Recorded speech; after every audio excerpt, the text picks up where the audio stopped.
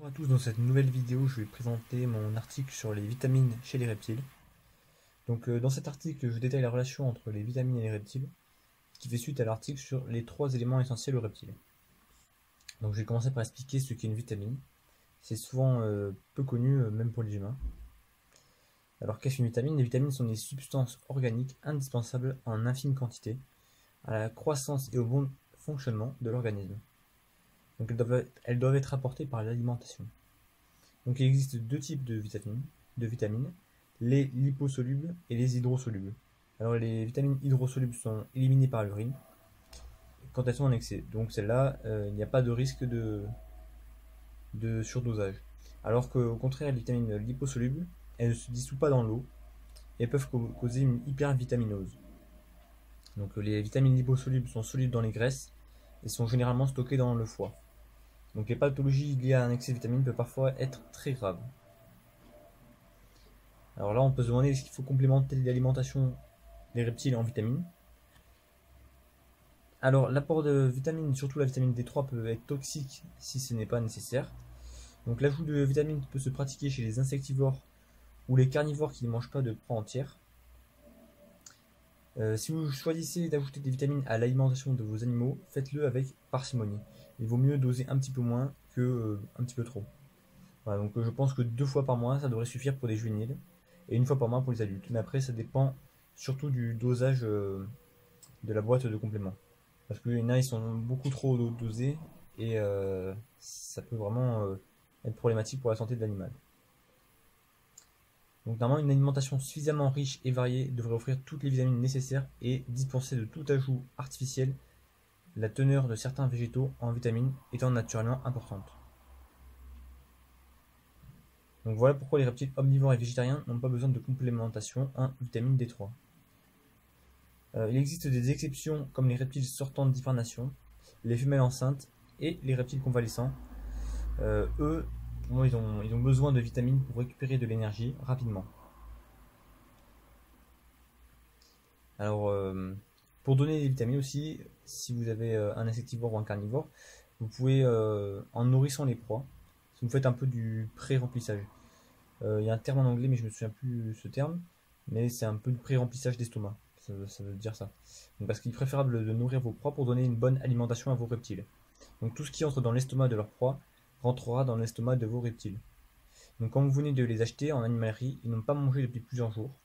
Et après ouverture, les boîtes de vitamines doivent être conservées au réfrigérateur pour garder leur valeur nutritive. Donc la vitamine A, elle est contenue dans le pissenlit, le cresson et la carotte en quantité. Donc la vitamine A, elle sert à la croissance cellulaire, participe aussi à la croissance des os, à la reproduction et à la régulation du système immunitaire. Elle contribue à la santé de la peau et des muqueuses, donc les yeux, les voies respiratoires, urinaires et intestins, qui constituent une défense contre les bactéries et les virus. Donc la vitamine A est stockée dans le foie et elle provoque des rachitismes si elle est en carence. Elle est liposoluble, une surdose est possible. La vitamine B, elle existe sous 8 formes différentes, donc les sources sont très variées, selon si c'est B1, B2, B3, etc. Donc les principales sources alimentaires de vitamine B sont les graines, les grains entiers, les noix, ainsi que les abats, les légumes secs ou verts et les fruits. Donc leur rôle sont le fonctionnement du cerveau, du système immunitaire et musculaire principalement. C'est une vitamine hydrosoluble. La vitamine D, donc je vais surtout parler de la vitamine D3 essentielle au bon fonctionnement des reptiles. Donc pour synthétiser la vitamine D3, il faut des UVB. La vitamine D3 permet de fixer le calcium.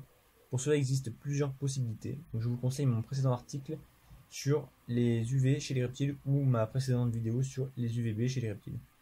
Donc beaucoup d'éleveurs estiment même qu'il est inutile de rajouter de la vitamine D3, qui peut se trouver uniquement dans des lampes UVB de qualité. Donc évitez pour les lampes UVB la marque Exoterra. Souvent c'est d'une mauvaise qualité et le rayonnement baisse très vite par rapport à ce qui est indiqué sur la boîte. Donc là j'ai mis un petit tableau sur les besoins diététiques des reptiles en vitamines liposolubles et en minéraux. Donc vous pouvez le retrouver sur mon site Mon Terrarium Vivant.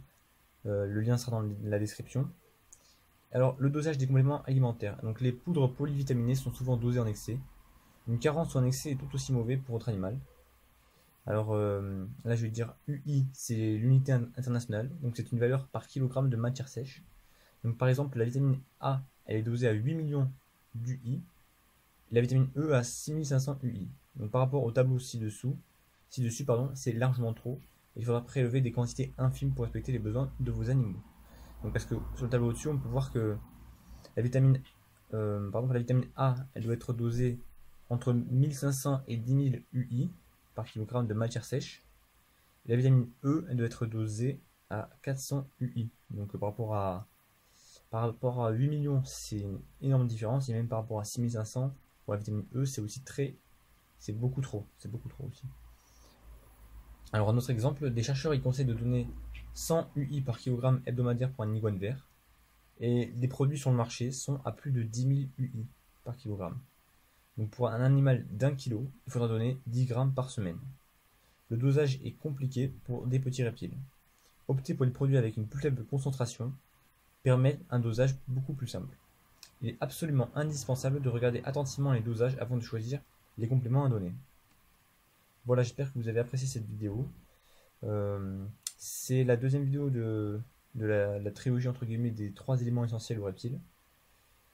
Et voilà, vous pouvez retrouver le lien de mon article dans la description pour aller sur mon site montariumvivant.fr. Bonne journée à vous.